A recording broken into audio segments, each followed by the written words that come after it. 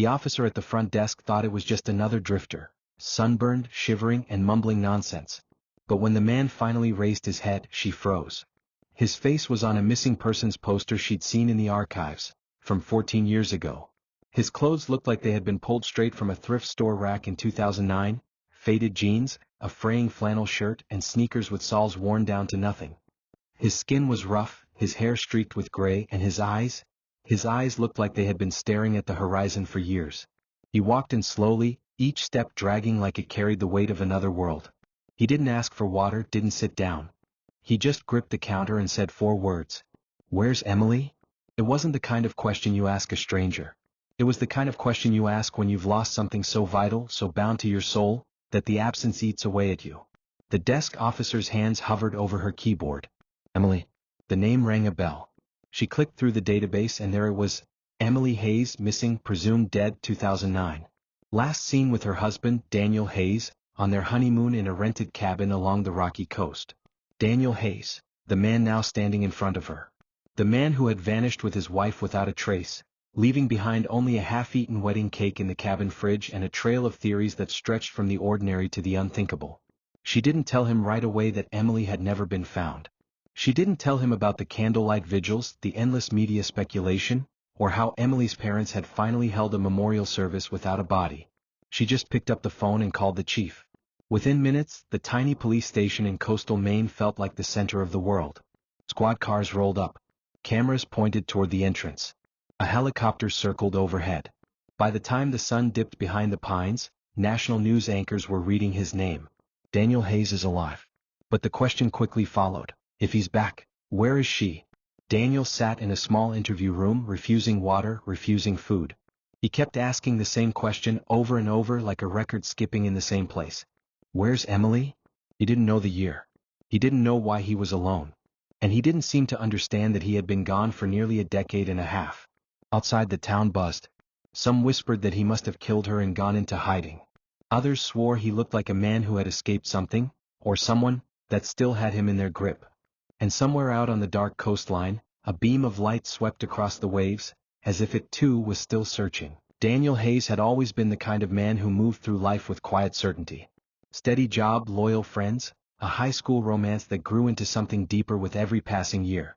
Emily, with her easy laugh and restless curiosity, had been the spark that pulled him into moments he would have otherwise let drift by. They were inseparable, the sort of couple people assumed would eventually marry, and in June of 2009 they finally did.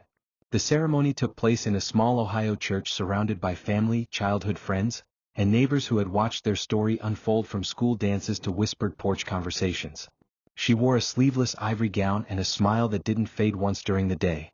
He couldn't take his eyes off her, not even when the reception lights dimmed and they swayed in the center of the dance floor to their favorite song.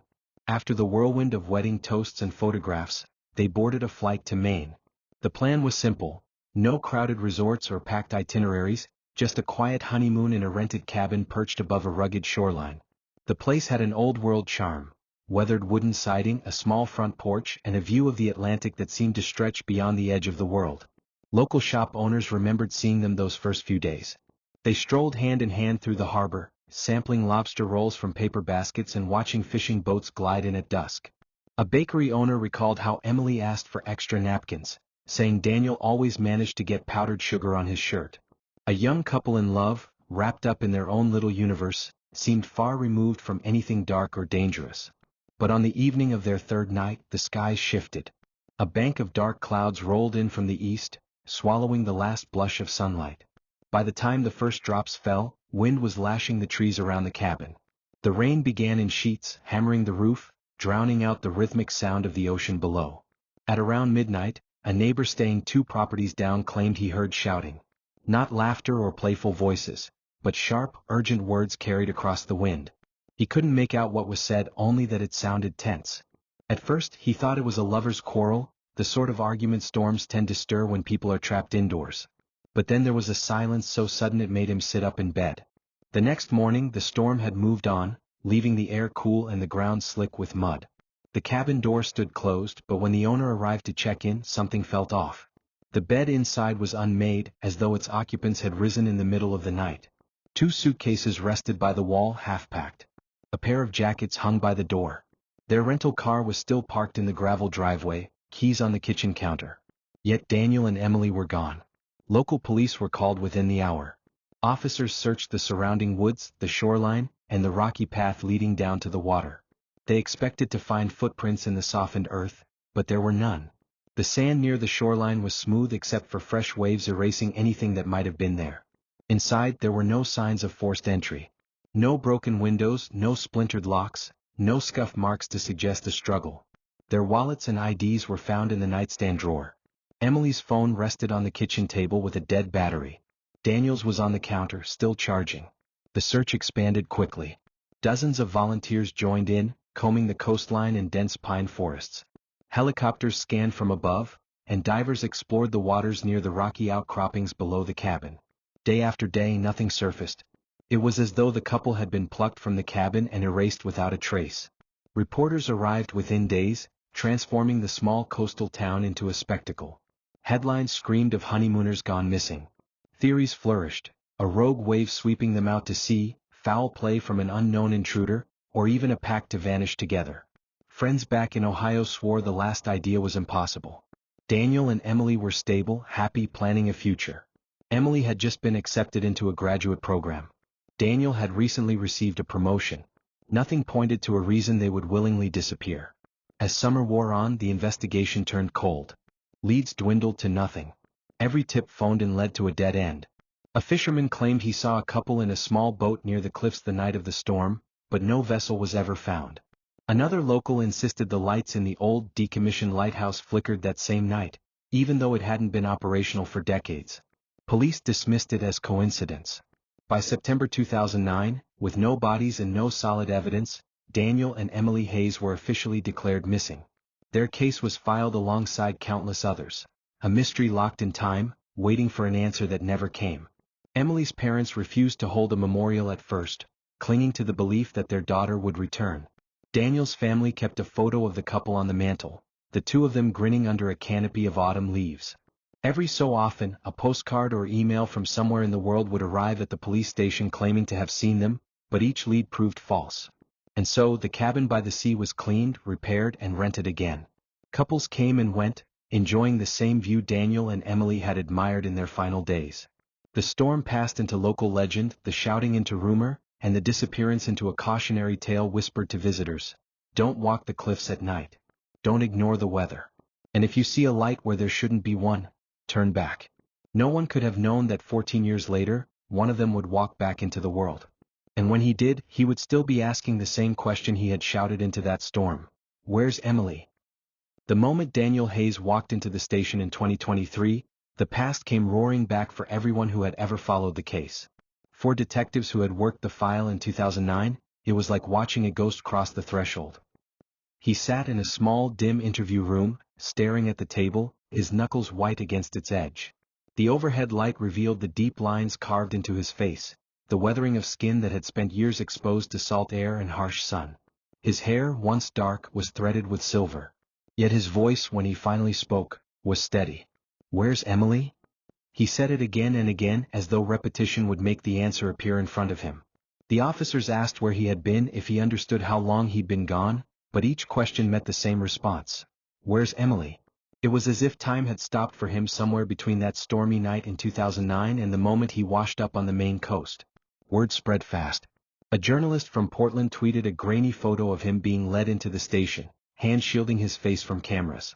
Within an hour, major outlets were calling the case the most haunting reappearance of the decade.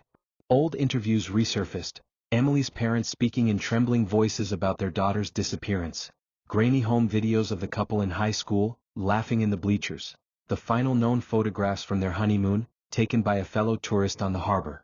While the world speculated, detectives tried to piece together how Daniel had returned. He told them he had woken up in a small wooden boat, rocking in calm waters.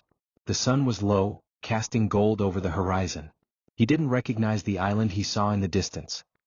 His clothes were the same ones he had worn the night of the storm, though the fabric was worn thin in places, and the seams were frayed. The strangest detail, his wedding ring was spotless as though it had been polished recently. The Coast Guard scoured the waters in the direction Daniel claimed he had drifted from. They found nothing, No island matching his vague description, no abandoned boat. The captain of the rescue vessel later told a reporter, "It's like he stepped out of the fog itself." Forensic teams examined his clothing. The wear was consistent with years of exposure, but there was no salt crusting or mildew one might expect if they'd been abandoned to the elements. His shoes had no sand, only a fine gray dust that analysts couldn't immediately identify. Meanwhile, the internet split into factions. Some believed Daniel had been the victim of an abduction, held somewhere remote until he managed to escape. Others argued he had been living under a false identity, returning only when the truth threatened to surface.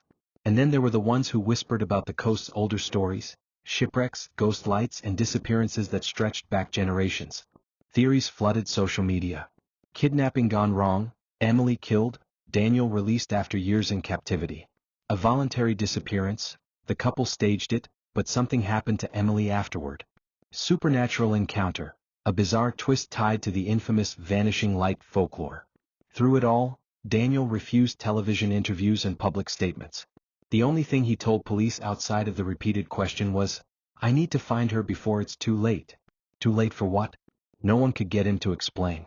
2 weeks after his return, a retired fisherman named Walter Kemp came forward. He said that on the night of the 2009 storm, he'd been out on the water, riding the swells near the cliffs when he saw a small rowboat drifting. There were 2 figures inside, one standing, one seated. A flash of light appeared from the direction of the old lighthouse, then the boat vanished into fog. Walter had reported it back then, but his statement was buried among dozens of other storm night claims. The lighthouse had been decommissioned in the 1970s, its glass and lamp removed, the structure left to rot. Yet locals still swore they sometimes saw its beams sweep the horizon during bad weather. Detectives reopened the area files.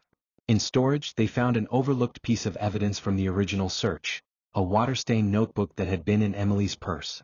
Most of the pages were ruined, but a few were legible. She had written about Daniel's growing unease in the days before the storm, noting how he kept glancing toward the cliffs as if expecting to see someone.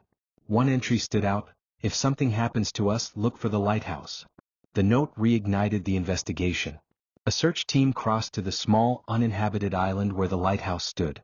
Inside they found decades of graffiti and weather damage. But in the basement, a windowless room beneath the spiral stairs, they discovered a box of old belongings, rusted tools, torn oilskin coats, and a journal belonging to the lighthouse keeper from the early 1970s. The entries were unsettling. He wrote about keeping the sea fed, and making the exchange when the time comes. The meaning was unclear, but the handwriting grew more erratic with each page, the ink darker, the spacing uneven. When Daniel was shown photographs of the basement, he went pale. His breathing quickened, and for the first time since his return, he said something new. "They took her down there," he whispered. Pressed for details, he described a night when the storm raged hardest. He and Emily had seen a light sweeping the waves. Thinking it was a distress signal, they followed it in a small boat they'd found tied to the dock near the cabin. They landed on the island, calling out into the wind. 2 men in long raincoats emerged from the shadows and forced them toward the lighthouse. He remembered Emily's hand slipping from his, a door slamming, then nothing until waking up alone in the boat in 2023. Detectives didn't know what to make of it. 2 men in raincoats in the middle of a deserted island? A missing 14 years with no explanation? They searched for evidence of recent human activity in the lighthouse but found none. No footprints, no trash, no signs of habitation. The fine gray dust on Daniel's shoes matched the powdered stone from the lighthouse basement. The official report labeled his account as unverified testimony.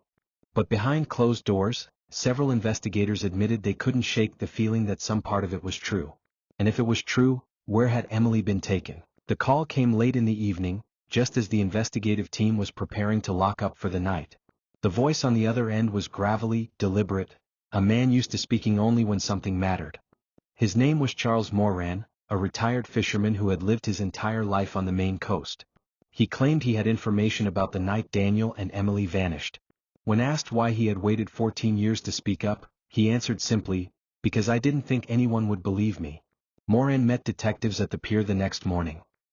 He looked older than his 73 years, skin weathered by decades of salt air, eyes shadowed with the kind of knowledge men don't share easily. He told them that on the night of the storm in 2009, he had been out checking lobster traps near the cliffs. Through the rain, he spotted a small boat drifting dangerously close to the rocks. 2 people were inside, one upright, the other hunched low. He couldn't make out their faces, but the posture of the seated figures suggested exhaustion, or fear. Then came the light. Moran described it as a sudden beam, cutting through the rain from the direction of the old lighthouse. The structure had been decommissioned decades earlier, its lamp removed, yet the light was sharp and deliberate. The moment it swept over the boat, fog rolled in thick and fast. He tried to steer closer, but when the haze cleared moments later, the boat had vanished. His account sent a ripple through the investigation team. It echoed details Daniel had muttered during his recent interviews, though the man himself seemed unable, or unwilling, to recall them in sequence. Detectives went back to the original evidence storage. Files long considered exhausted were pulled from shelves, photographs and personal items laid out under fluorescent lights. Among the possessions taken from the cabin in 2009 was a handbag belonging to Emily. Inside it, in a smaller compartment that had been overlooked before, they found a weather-damaged notebook. Most of the writing had blurred into illegible streaks, but a handful of pages survived. The surviving words painted a picture far from the carefree honeymoon described by locals.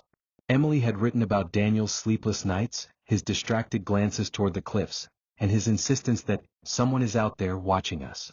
She mentioned strange flashes of light in the distance, seen even on clear nights. In the final entry dated the evening before they disappeared, she had scrawled, "If something happens to us, look for the lighthouse." That single line changed everything. The following morning, a small team crossed the choppy waters to the island where the lighthouse stood. From a distance, the tower appeared skeletal, its paint stripped by decades of storms, the glass at its crown long gone. Seabirds circled its peak, their cries sharp against the wind. Inside, the air was damp and heavy with the scent of salt and decay.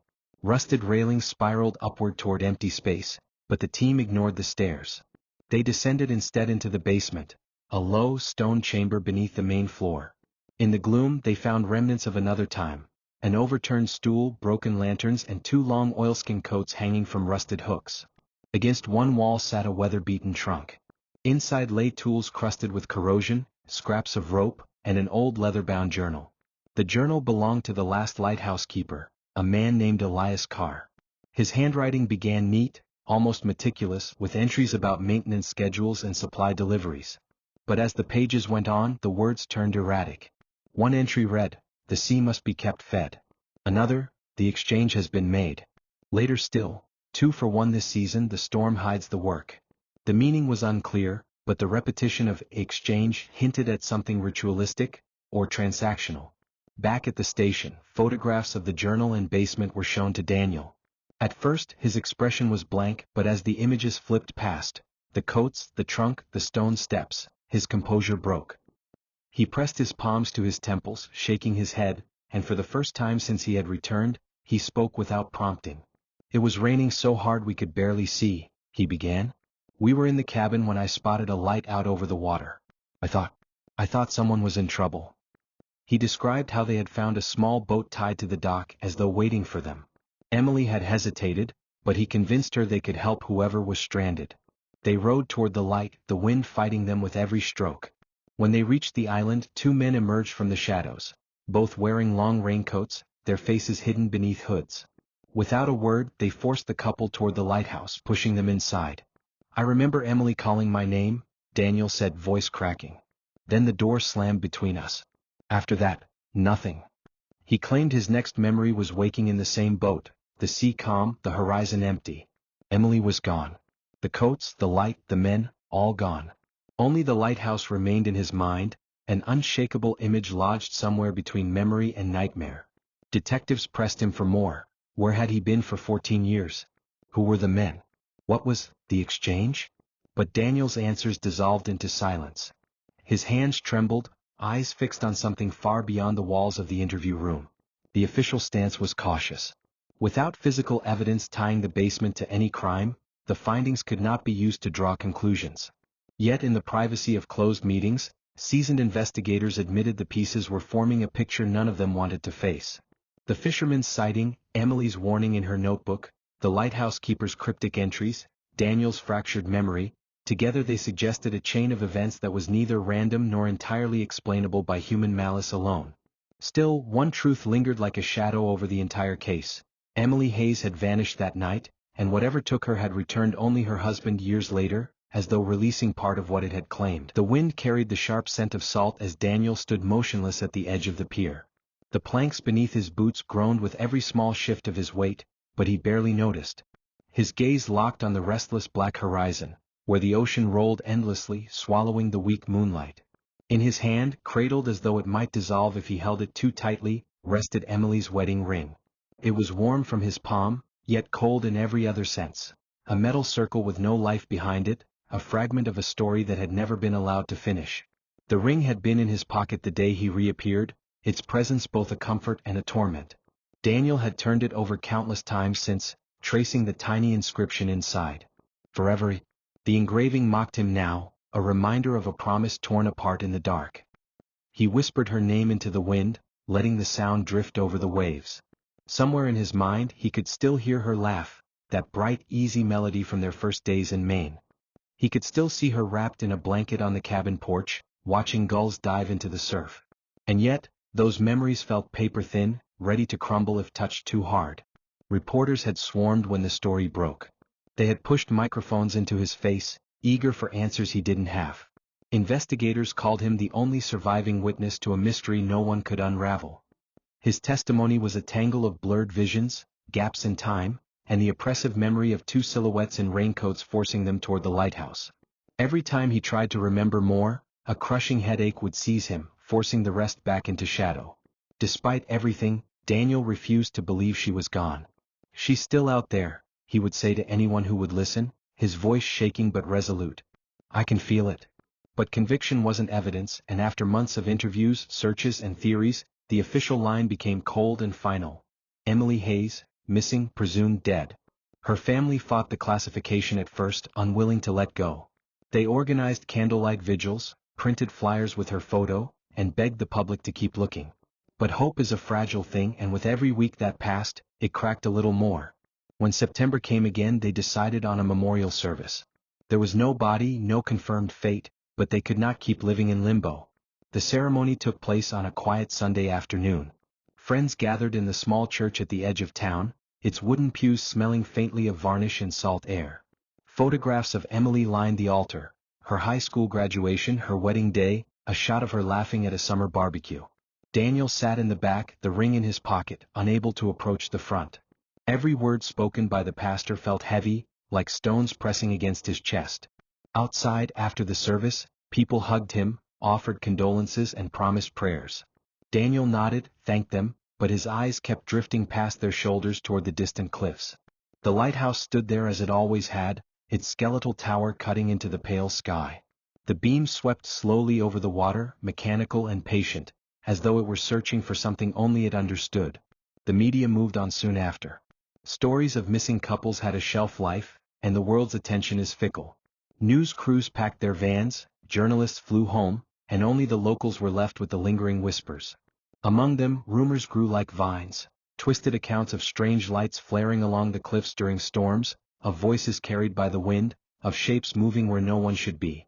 Fishermen swapped tales in dim taverns about nights when the sea seemed restless, as though it knew something it couldn't tell.